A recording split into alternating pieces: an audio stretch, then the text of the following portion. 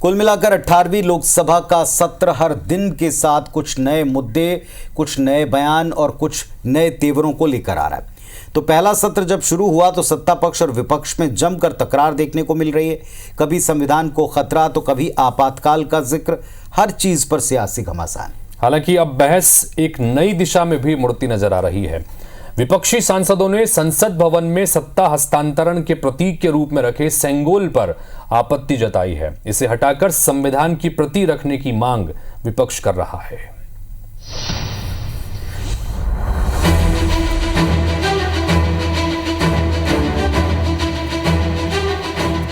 भारत के नए संसद भवन में रखा यह वही सेंगोल है जिस पर पूरे 13 महीनों बाद सियासी घमासान छिड़ गया है।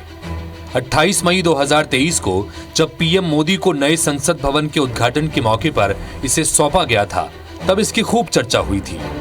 इससे जुड़े अतीत को याद किया जा रहा था, लेकिन आज इसे ही लोकतंत्र का दुश्मन और राजशाही का प्रतीक बताकर संसद भवन से हटाने की मांग की जा रही है। इसकी शुरुआत सपा सांसद आर.के. चौधरी ने की है। सेंगोल तमिल भाषा का शब्द है, उसका हिंदी माने है राजदंड। राजदंड का और हिंदी माने है राजा की छड़ी। राजा की छड़ी का और माने है राजा डंडा। कभी राजा जब अपने दरबार में बैठता था तो फैसला करता था, एक डंडा पीटता था, छड़ी पीटता था। तो अब देश संविधान चलेगा, न कि राजा का डंडा चलेगा। तो आर.के. चौधरी चूकने वाले नहीं हैं। ये जो सेंगोल का टॉपिक है, इसको निश्चित तौर पर हम हंगामा के साथ उठाएंगे और मेरा मानना है कि अगर लोकतंत्र बचाना है तो सेंगोल को हटाना है। सपा सांसद ने बकायदा स्पीकर को पत्र लिखकर सेंगोल की जगह संविधान की प्रति रखने की मांग कर दी है। वैसे आर.के. चौधरी अकेले सांसद नहीं है जिन्होंने ऐसी मांग रखी हो। आरजेडी सांसद मीसा भारती ने भी उनका समर्थन करते हुए सेंगोल को म्यूजियम में रखने की जरूरत बताई।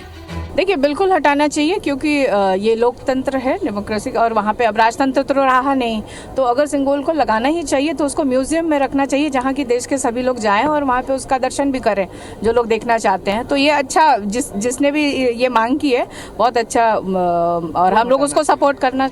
सपा सांसद आर.के. चौधरी और इंडिया गठबंधन के नेताओं की इस मांग पर यूपी के सीएम योगी आदित्यनाथ ने कड़ा पलटवार किया।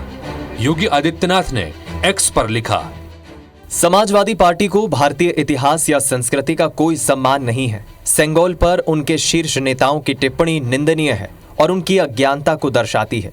ये विशेष रूप से तमिल संस्कृति के प्रति इंडी गठबंधन की नफरत को भी दर्शाता है। सेंगोल भारत का गौरव है और ये सम्मान की बात है कि माननीय प्रधानमंत्री श्री नरेंद्र मोदी जी ने संसद में इसे सर्वोच्च सम्मान दिया। सपा अध्यक्ष अखिलेश यादव भी इस बहस में पीछे नहीं रहे। अखिलेश ने आर.के. चौधरी के बयान का बचाव करते हुए पीएम मोदी पर तंज कसा, जिस पर केंद्रीय मंत्री चिराग पासवान, अनुप्रिया पटेल और जयंत चौधरी ने पलटवार किया। मुझे लगता है कि हमारे सांसद इसलिए कह रहे होंगे कि जब पहली बार लगा था तो प्रधानमंत्री जी ने बाकायदा प्रणाम किया था। इस बार शपथ लेते समय शायद वो भूल गए। उसी को याद दिलाने के लिए लगता है मेरे पार्टी के सांसद ने कुछ इस तरह का पत्र लिखा है। मुझे इसके बारे में जानकारी नहीं है, लेकिन सेंगोल जब स्थापित हुआ था, समाजवादी पार्टी उस वक्त भी पार्लियामेंट में थी। उस वक्त क्या कर रहे थे इनके सांसद? ये इन्होंने क्या सोच रखा है कि रोज कुछ सेंसेशनल बात ऐसी बोलनी है कि हम चर्चाओं में आ जाएं। इन बातों का कोई अर्थ नहीं है। क्यों इन्हें इन सारी चीजों से ऐतराज होता है? क्यों नहीं भैया सकारात्मक राजनीति की सोच ये विपक्ष के नेता रख सकते हैं, एक साथ आगे बढ़ने का प्रयास करें, ना कि इस तरीके के विवादित बयान देकर बंटवारे की राजनीति करें। सेंगोल को संसद में रखने या नहीं रखने पर छिड़ी बहस के बीच प्रधानमंत्री मोदी की वो बात भी चर्चा में है जो उन्होंने सेंगोल लेते हुए कही थी।